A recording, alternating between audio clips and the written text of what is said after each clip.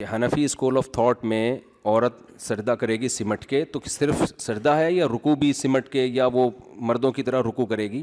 تو یہ صرف حنفی میں نہیں ہے، پوری امت کا اجماع ہے یہ، سمجھتے ہیں؟ امام ابو حنیفہ، امام مالک، امام شافعی، امام احمد بن حنبل، یہاں تک کہ 150-200 سال پرانے جو اہل حدیث تھے ہندوستان میں، وہ سب کا اجماع اس پر کہ عورت سمٹ کے نماز پڑھے گی، رکوع میں بھی سمٹے گی، سجدے میں بھی سمٹے گی، قیام میں بھی سمٹے گی۔ یہ مسئلہ بعد میں پیدا کیا گیا ہے۔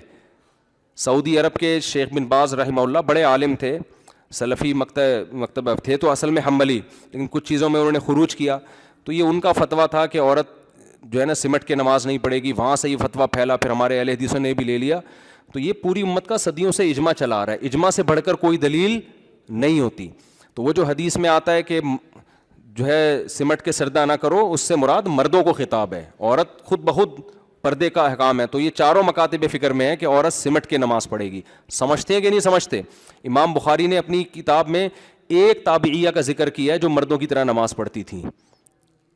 اس سے پتہ چلتا ہے کہ باقی ساری کیسی تھیں؟ وہ سمٹ کے پڑھتی تھیں، عورتوں کی طرح پڑھتی تھیں۔ ورنہ امام بخاری یہ کہتے ہیں نا کہ یہ مدینہ مکہ میں سب عورتیں مردوں کی طرح ہی پڑھ رہی ہیں، تو ان کو ایک ملی، تو اس کا مطلب باقی ساری سمٹ کے نماز پڑھتی تھیں۔ ہاں، رکوع بھی ایسے مردوں کی طرح سیدھا ہو کے نہیں، بس جتنا ہلکا سا رکوع کریں گی، تھوڑا سا جھکیں گی تاکہ جسم سمٹا رہے نا۔